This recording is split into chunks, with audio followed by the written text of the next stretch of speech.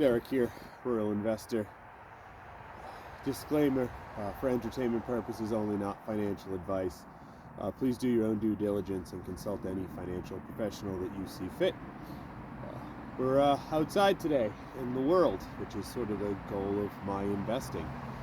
Kids had an activity tonight, and for us it's a warm 20 degrees. So I thought I'd take advantage and get outside.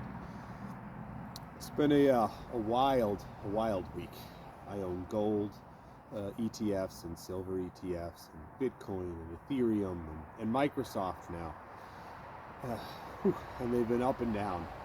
The last video I put out, I thought it was important to remind people that, for the most part, don't do anything in these wild swings. Because I own those individual ETFs, but collectively they make up my portfolio. And I look at my portfolio as a business, and each one of those pieces is an aspect of that business. Microsoft might be, the excavator, and silver might be the lawnmower, and you've got Maggie might be the plow, etc.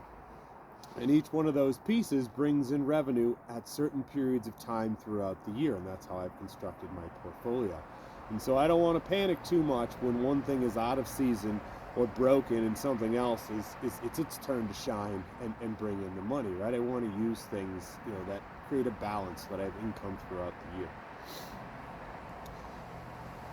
So I was watching an interview, and I'll put it in the description below. It was a wonderful interview. I watch a lot of interviews from these fund managers. One of the things that I want is a good management team, and I want a management team that I think aligns with my goals, right? Or at least understands my goals.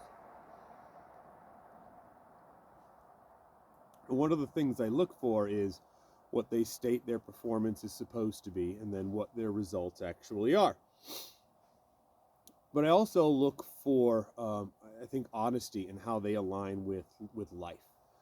And I've mentioned these two funds in other videos, TSPY and TDAQ, which are Tap Alpha funds. And I watched this interview by the founder, and it was excellent. It was 45 minutes long.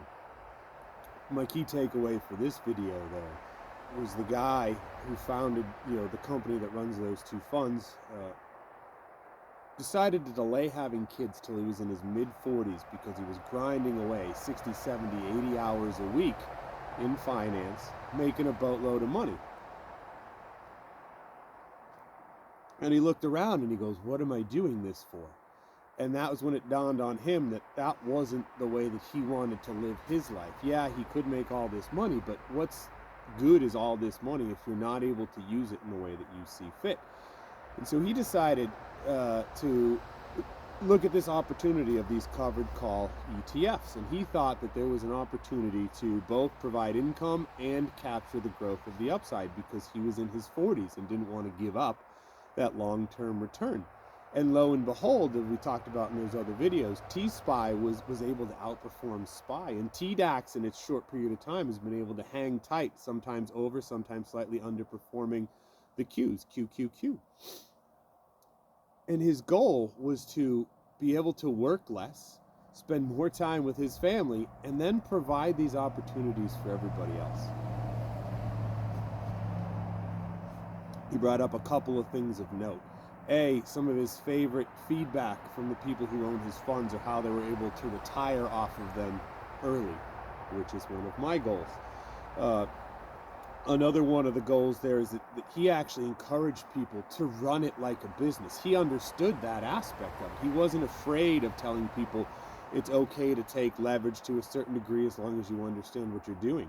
Leverage is nothing more than purchasing an excavator to get hired out for jobs to bring income in.